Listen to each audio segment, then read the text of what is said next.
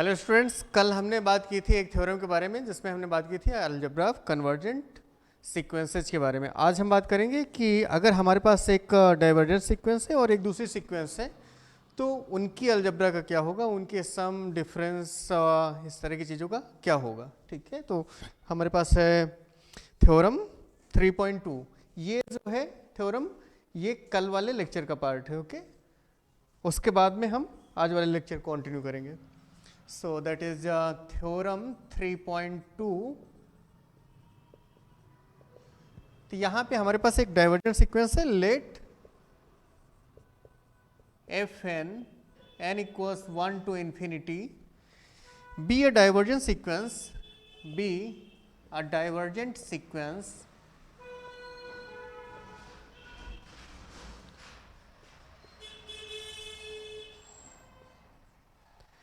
such that limit n tends to infinity fn is infinity. That is this sequence diverges to infinity. Then suppose C is a real number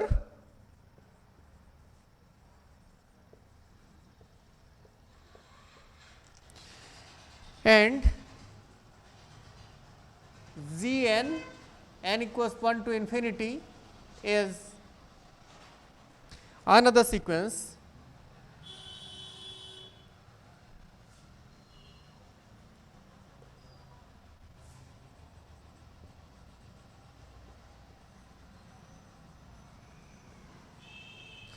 then so we have parts. First one, if C is greater than 0, this implies this along with this limit n tends to infinity CFN is equal to infinity. ध्यान रखिएगा, पिछली theorem में हमने algebra of convergent sequence की बात की थी। यहाँ पे डाइवर्जेंट, एक तो डाइवर्जेंट सीक्वेंस है, दूसरा या तो एक रियल नंबर है या फिर एक सीक्वेंस है। ठीक है, अब रियल नंबर या सीक्वेंस की प्रॉपर्टीज के बेसिस पे इसको हम कंबाइन करेंगे इन दोनों के साथ में। ओके, तो ये पहली चीज़ है। Second thing, if C is negative then limit n tends to infinity CFN is equal to minus infinity. So CFN diverges to negative infinity. Okay, next one is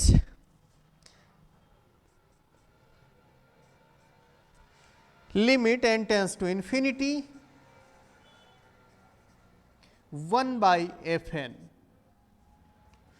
equals 0. ठीक है, सीक्वेंस के कुछ एक नंबर्स हम delete कर दें अगर कहीं पर 0 आता है, उसके बाद में Fn चूंकि इन्फिनिटी को डाइवर्ज कर रहा है, इसलिए ऑब्वियस सी बात है कि ये 0 से बड़ा होगा, तो हम 1 by Fn डिफाइन कर सकते हैं। तो ये जो सीक्वेंस होगी 1 by Fn, ये एक नल सीक्वेंस होगी, 0 को कन्वर्ज करेगी। Then we have fourth, Gn is bounded implies that limit n tends to infinity Fn plus Gn is infinity. So some of these two sequences will diverge to infinity whenever this is diverging to infinity and this is bounded. तो Gn bounded है और Fn infinity को diverge करती है, तो इनका सम भी infinity को डाइवर्ज करेगा।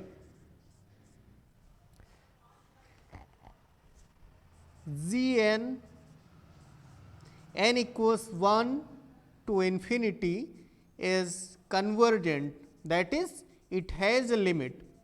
कन्वर्जेंट कब होती है सीक्वेंस? सीक्वेंस तब कन्वर्जेंट होती है जब उसकी लिमिट एग्जिस्ट करती है। Okay, so this implies limit n tends to infinity Fn plus Gn is equal to plus infinity. तो या तो बाउंडेड हो या कन्वर्जेंट हो, तो इन दोनों का सम जो है वो इन्फिनिटी को डाइवर्ज करेगा। Okay,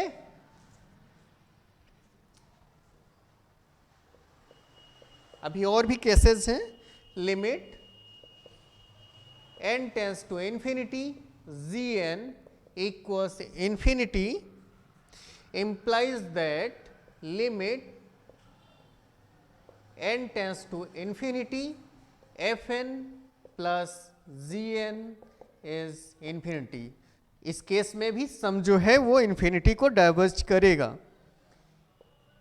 and there is one more case, this is if limit n tends to infinity gn equals infinity, in that case अगर हम इन दोनों का प्रोडक्ट लें तो वो भी इन्फिनिटी को डाइवर्ज करेगा। fn gn that is also infinity। तो यहाँ पर इन दोनों से हमें पता चलता है अगर c पॉजिटिव है, c से मल्टीप्लाई करें तो रिजल्टिंग सीक्वेंस जो होगी वो भी इन्फिनिटी को डाइवर्ज करेगी। अगर c नेगेटिव है और c से मल्टीप्लाई करें fn को, तो जो रिजल्टिंग सीक्वेंस होगी वो माइनस इन्फिनिटी को डाइवर्ज करेगी। और 1/fn सीक्वेंस जो होगी उसकी लिमिट 0 होगी, या दूसरे शब्दों में वो एक नल सीक्वेंस होगी। चौथा पार्ट कहता है कि चौथा पांचवा दोनों को हम कंबाइन कर लेते हैं। अगर बाउंडेड या कन्वर्जेंट है या फिर इन्फिनिटी को डाइवर्ज करती है, ठीक है, तीन केस है, बाउंडेड हो, कन्वर्जेंट हो या इन्फिनिटी को डाइवर्ज करे gn, ठीक है। तो इन दोनों का सम जो होगा fn और gn का, वो इन्फिनिटी को डाइवर्ज करेगा। अब लास्ट केस कि अगर gn जो है वो भी इन्फिनिटी को डाइवर्ज करती है, उस केस में fn gn का प्रोडक्ट जो होगा वो भी इन्फिनिटी को डाइवर्ज करेगा। इन दोनों के प्रोडक्ट से बनने वाली सीक्वेंस जो होगी वो भी इन्फिनिटी को डाइवर्ज करेगी।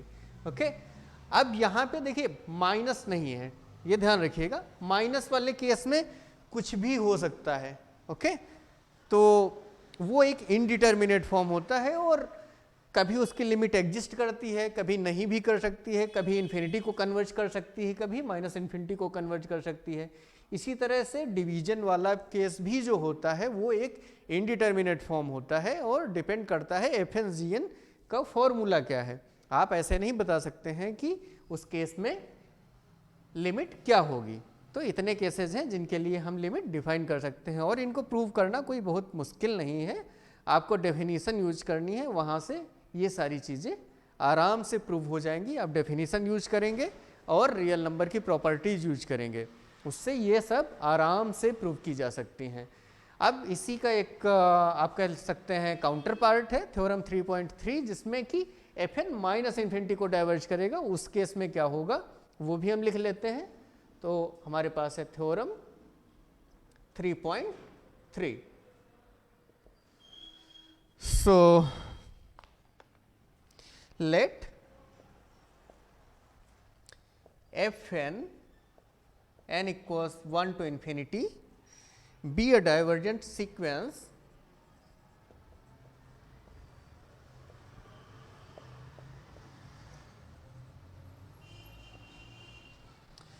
such that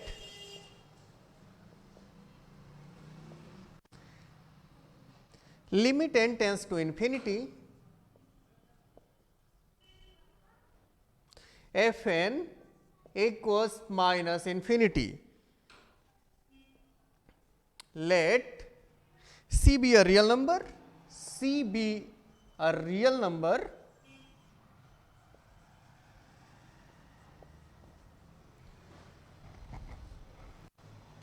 and gn n equals 1 to infinity be another sequence.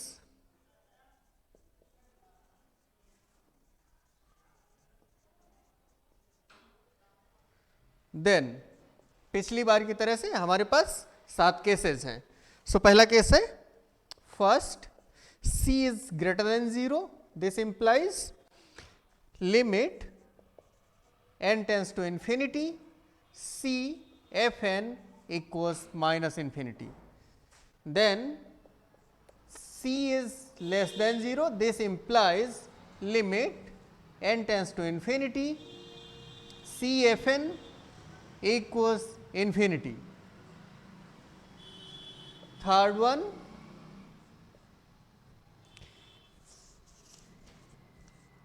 limit n tends to infinity 1 by Fn equals 0.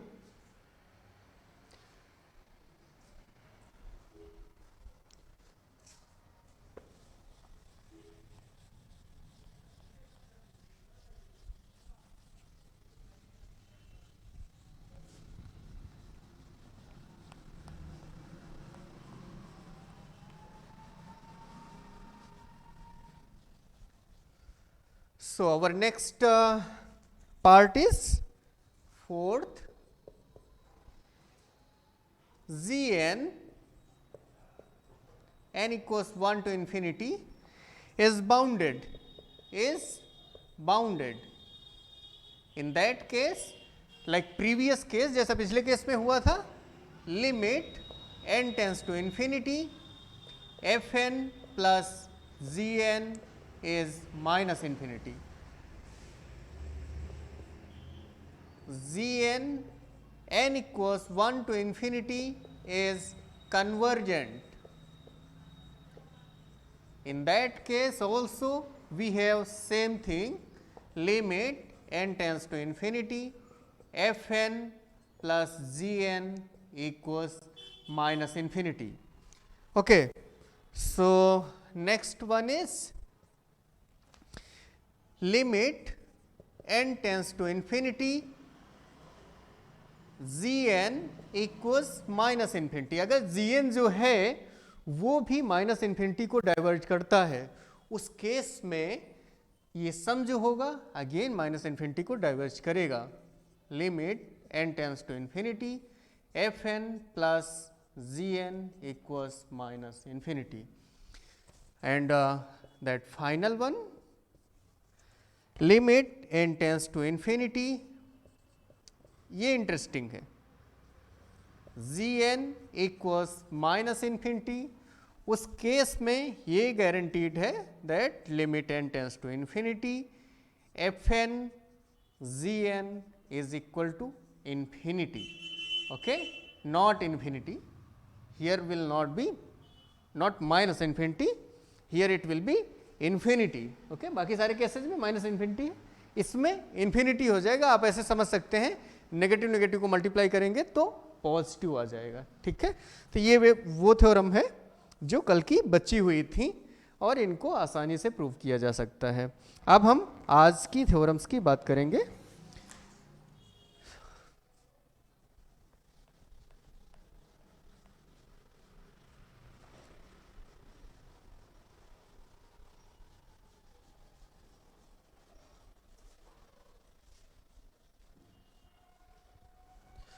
सो आज हमारे पास है पहली theorem,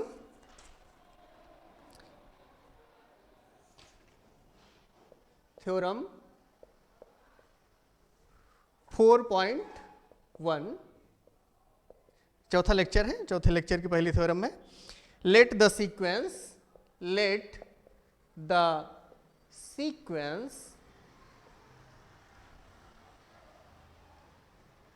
Fn n equals 1 to infinity be convergent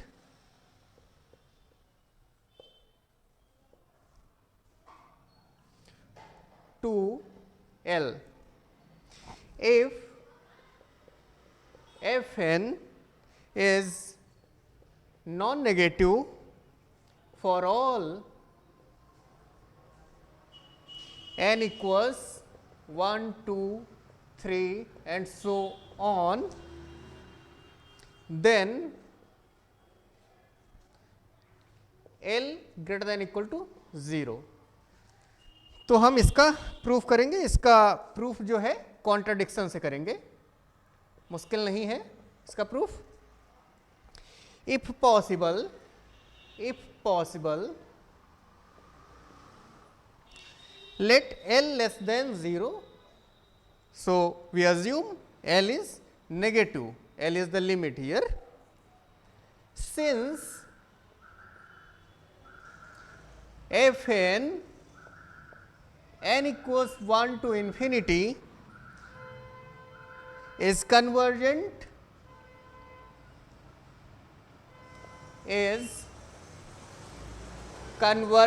to L. So for any epsilon, greater than 0, there exists a natural number n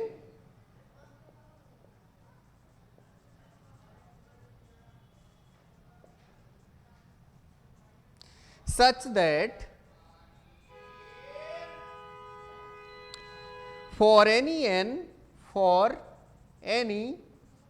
greater than equal to n, mod Fn minus L is less than epsilon, and this implies that L minus epsilon less than Fn less than L plus epsilon. जैसे मैंने आपको पिछले दिन बताया था कि L मान लीजिए यहाँ पे है, ठीक है, तो इससे L प्लस एप्साइलन यहाँ हो जाएगा और L माइनस एप्साइलन यहाँ हो जाएगा. तो एक टाइम के बाद आपकी सीक्वेंस जो है वो इस रेंज में आ जाएगी अगर वो कन्वर्जेंट है. यहाँ पे एप्साइलन आर्बिट्रेरी है, कुछ भी हो सकता है, आप धीरे धीरे इसको इधर श्रिंक कर सकते हैं, ठीक है, और छोटा छोटा छोटा छोटा छोटा करके जितना छोटा चाहें उतना छोटा आप ले सकते हैं. खैर, आगे हम बात करते हैं प्रूफ के बारे में.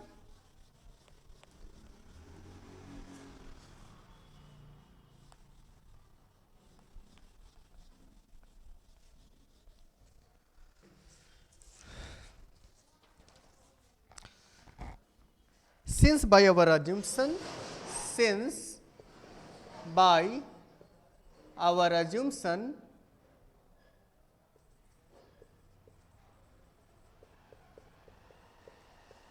L is negative, so minus L by 2 is positive, right? L चूंकि नेगेटिव है, मान लीजिए -1 है, तो माइनस L by 2 1/2 हो जाएगा जो पॉजिटिव है. Let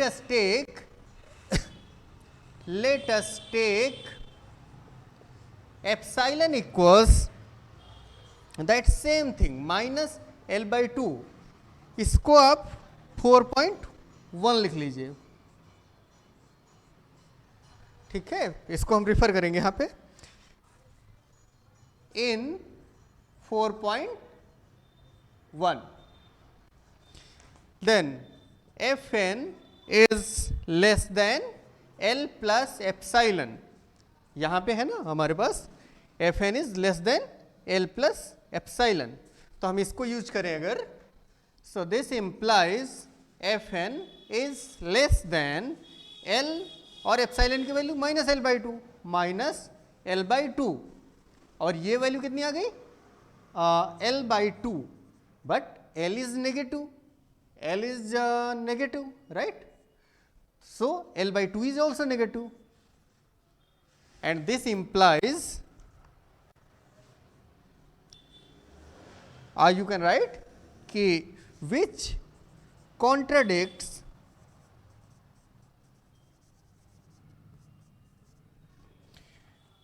to Fn greater than equal to 0 for all n equals 1, 2 and so on. Hence, L cannot be negative or L is non-negative. Okay. So this completes the proof. अब हमारे पास इसकी एक corollary है, वो corollary important है और कई बार exams में पूछी जाती है, तो शायद डीयू वगैरह के एग्जाम्स में वो पूछी गई है।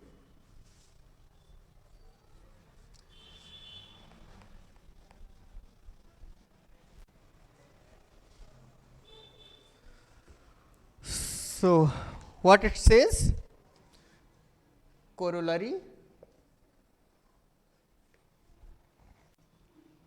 4.1.1, ठीक है, ये 4.1 पे बेस्ड पहली कोरोलरी है। नंबरिंग मेरी इस तरह से है, let the sequence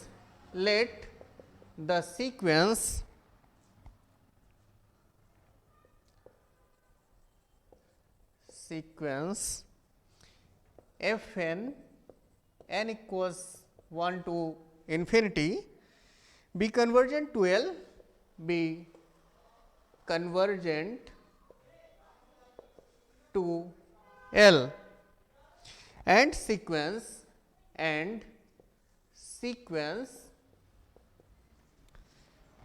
Gn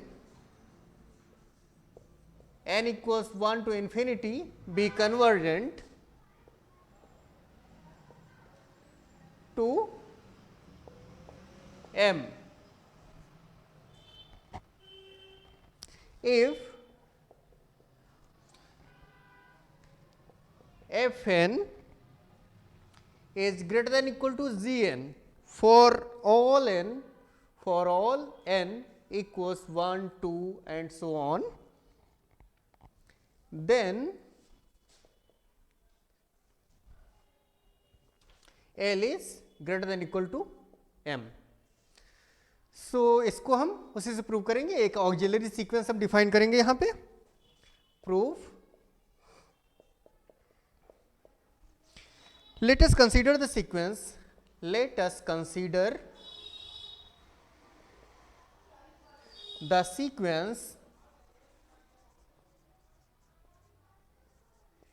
fn minus gn n equals 1 to infinity, since fn is greater than equal to Gn for all n equals 1, 2 and so on. So Fn minus Gn is greater than equal to 0 for all n equals 1, 2 and so on. Using this theorem 4.1,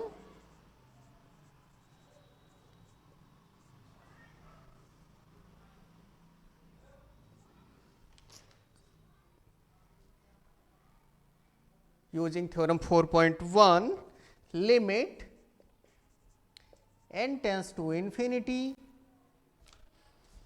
Fn minus Gn is greater than equal to 0. अब इस पर हम apply कर देते हैं कल की theorem 3.1 algebra of sequences, ठीक है, तो लिमिट हमारी अंदर आ जाएगी क्योंकि इन दोनों की लिमिट एग्जिस्ट करती है, right. So this implies limit n tends to infinity Fn minus limit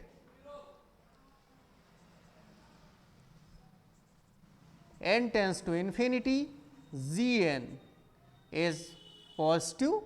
अब ये दोनों जो हैं हमें पता है L minus M greater than equal to 0 and this implies L is greater than equal to M, and this is what that we wanted to prove, जो हमें यहाँ पे प्रूव करना था, ये असर्शन प्रूव करना था। ओके, सो अब मेरे पास है theorem 4.2,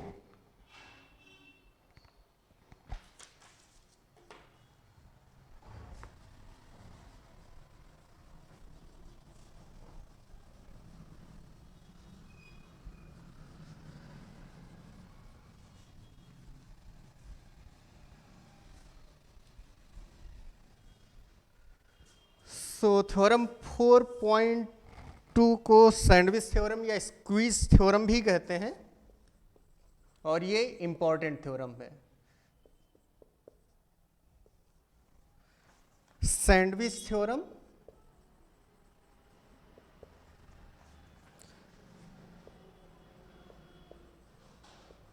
or squeeze theorem. So lemon squeezer you can say. SQUEEZE squeeze theorem.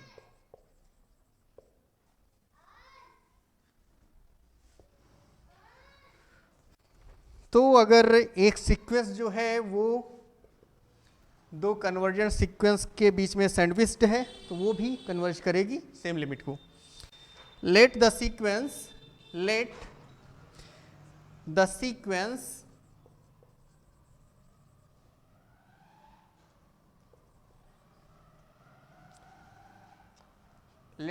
sequences fn n equals 1 to infinity, gn n equals 1 to infinity, and hn n equals 1 to infinity be three sequences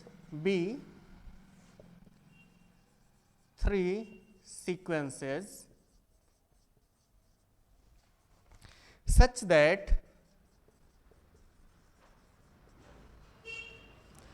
fn is less than equal to gn less than equal to hn। मतलब ये जो है g वो sandwiched है fn और hn के बीच for all n greater than equal to p some natural number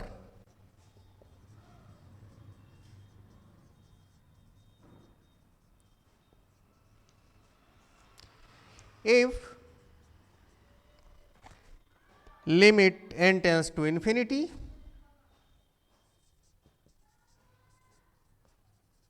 fn equals limit n tends to infinity hn equals L, then limit n tends to infinity hn equals L also।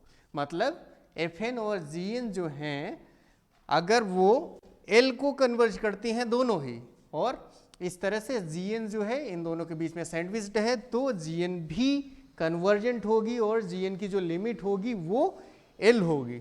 Okay इसको हम prove करेंगे और इसका proof बहुत आसान है। ये important है थ्योरम और प्रूफ इसका आसान है। It is given that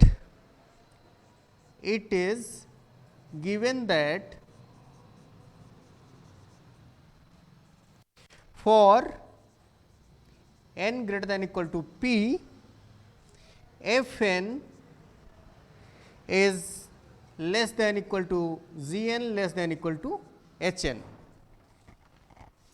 So we want to number it 4.2 4.1 हमने पिछली थ्योरम में यूज किया था।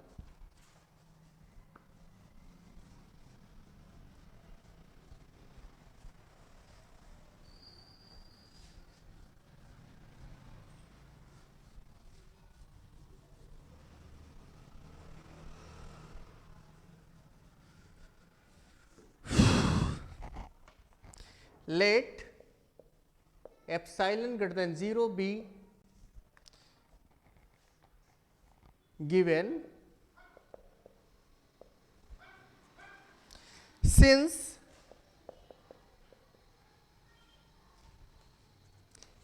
limit n tends to infinity fn equals L। चूंकि ये L को कन्वर्ज करती है तो डेफिनेशन से हमें एक कैपिटल N मिल जाएगा। So there exists capital N 1 such that फॉर n greater than equal to n1 we get mod fn minus l less than epsilon. और हम इसमें जैसा पिछले थ्योरम में किया था हमने वैसे ही कर लेते हैं कि fn जो होगा वो l माइनस एप्साइलन से बड़ा होगा। ठीक है, हम यहाँ पे कुछ प्लेस करना चाहते हैं इस साइड और कुछ इस साइड प्लेस करेंगे, तो इससे हमें मिल जाएगा fn is greater then l minus epsilon, और इसको हम 4.3 लिख लेते हैं। Also, since limit n tends to infinity, hn equals L, so there exists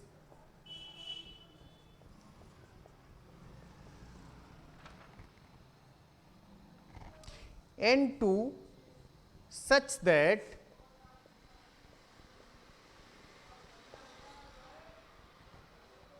for n greater than equal to n2 mod hn minus l is less than epsilon, और इससे हमें क्या मिल जाएगा, इस साइड का बाउंड मिल जाएगा इस पे। Okay, so hn is less than l plus epsilon, सो इसको 4.4 लिख लेते हैं। Now let us define, let n equals maximum of p n1 and n2 using, अब देखिए ये जो n हमने डिफाइन किया है इसके लिए ये भी होल्ड करेगा क्योंकि ये इन तीनों का मैक्सिमम है, ये भी होल्ड करेगा और ये भी होल्ड करेगा। using 4.2, 4.3 and 4.4 for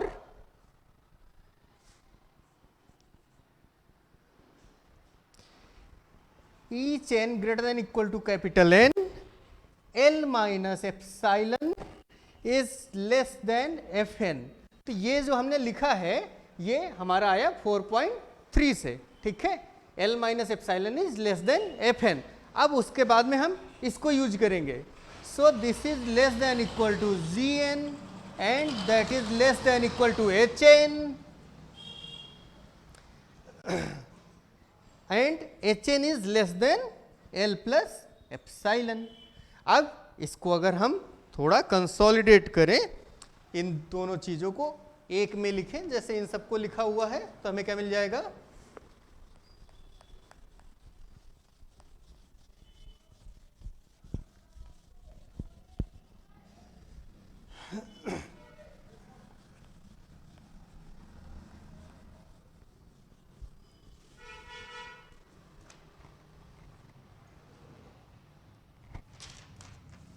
so that implies L minus epsilon less than Gn less than L plus epsilon, and that implies mod Gn minus L is less than epsilon। अब चूंकि ये होल्ड करता है हर एक n greater than equal to capital N के लिए, since epsilon is arbitrary, so for each epsilon greater than 0 there exists n such that, ये n कैसे फाइंड आउट करेंगे, ये n इसी प्रोसीजर से फाइंड आउट करेंगे। ठीक है, पहले इसके लिए फाइंड आउट करेंगे, फिर इसके लिए फाइंड आउट करेंगे, और फिर p जो है उन तीनों का मैक्सिमम ले लेंगे, p n1 और n2 का मैक्सिमम ले लेंगे, उससे आपको कैपिटल N मिल जाएगा। Okay, such that mod Gn minus L less than epsilon for all n greater than equal to capital N, and this implies limit n tends to infinity Gn equals L, hence proved. So ये theorem prove हो गई। अभी हमारे पास एक theorem और है sequential continuity के बारे में।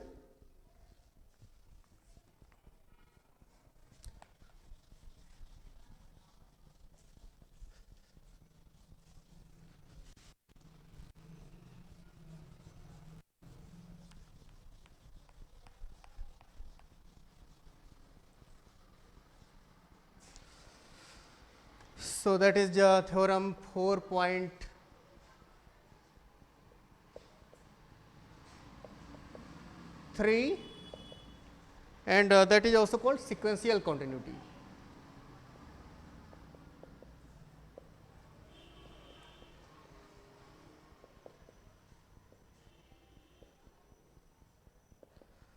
सो सीक्वेंशियल कॉन्टिन्यूटी, अगर इस थ्योरम की बात करें तो ये आप अगर बीएससी में हैं, पढ़ रहे हैं, तब ठीक है। एमएससी में और हायर मैथमेटिक्स में उसके बाद सीक्वेंशियल कॉन्टिन्यूटी एक डेफिनीशन है, मतलब if and only if type का रिजल्ट है। हालांकि हम यहाँ पे एक साइड का ही रिलेशन पढ़ेंगे इस थ्योरम में, लेकिन ये actually if and only if type का रिलेशन है। कॉन्टिन्यूटी को हम इस थ्योरम के थ्रू डिफाइन भी कर सकते हैं। ओके, फिलहाल के लिए यहाँ पे, चूँकि मैं मान के चल रहा हूँ बीएससी के बच्चे होंगे ज़्यादातर, तो सीक्वेंशियल कॉन्टिन्यूटी जो है उसका हम एक साइड का असर्शन पढ़ेंगे। Let F, capital F, be a continuous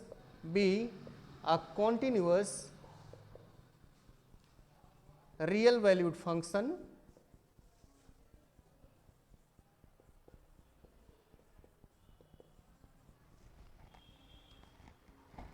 on a closed subset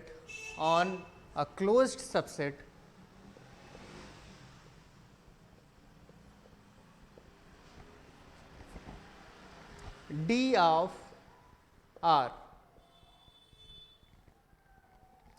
and n equals 1 to infinity, be a convergent sequence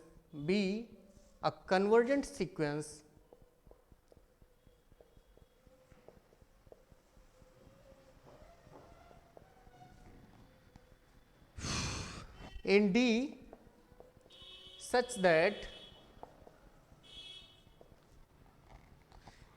it converges to A.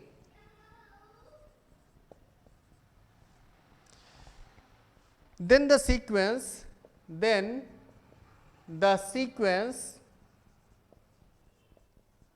f a n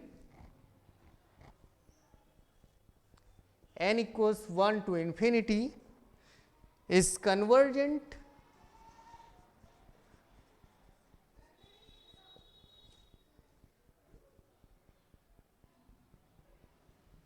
and it converges to f a, limit n tends to infinity f a n equals f a.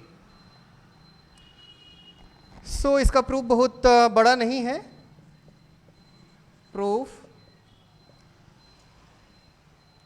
Since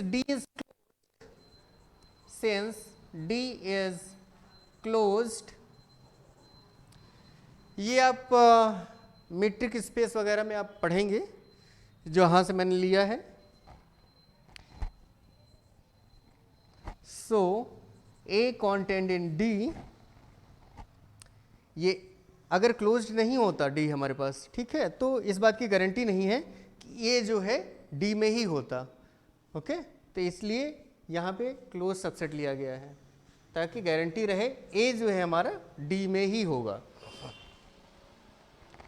further F is continuous on D, so it is continuous at A also, this point A, same A, इस पे भी continuous होगा. Let epsilon greater than 0 be arbitrary.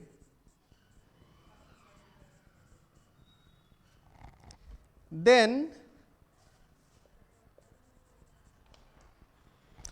there exists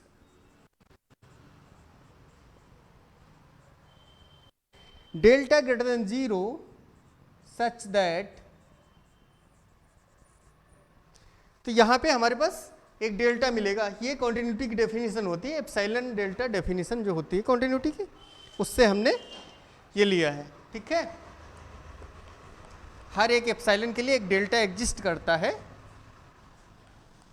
epsilon delta definition में जो continuity की है. और उस केस में क्या होता है, mod x minus A less than delta implies that mod fx minus fa less than epsilon. ये भी वैसे ही बात है जैसे सीक्वेंस के केस में होती है. ठीक है, कि अगर आप ग्राफ बनाते हैं, ठीक है, ये कोई फंक्शन है और यहाँ पे पॉइंट a है आपका, तो इधर आप a माइनस डेल्टा लेते हैं, इधर a प्लस डेल्टा लेते हैं, और आप पाते हैं कि ये जो फंक्शन है, ठीक है, इसकी वैल्यूज़ जो हैं यहाँ पे, इन फंक्शन वैल्यूज़ और fa में जो अंतर है वो एप्सिलॉन से ज़्यादा कभी नहीं होता है. तो यही कॉन्टिन्यूटी की डेफिनेशन है, epsilon delta definition. Since limit n tends to infinity an equals a, so there exists a natural number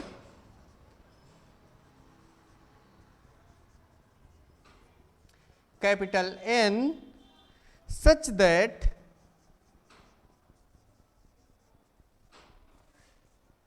for any n greater than equal to capital N, mod an minus a is less than epsilon. ये जो है ये sequence की convergence से हमने लिखा है. Sequence की कन्वर्जेंस की जो डेफिनेशन है उससे हमें एक कैपिटल N मिलेगा such that this holds.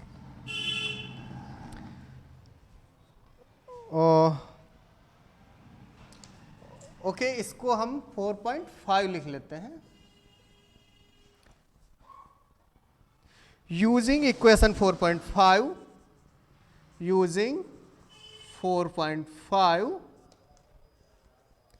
for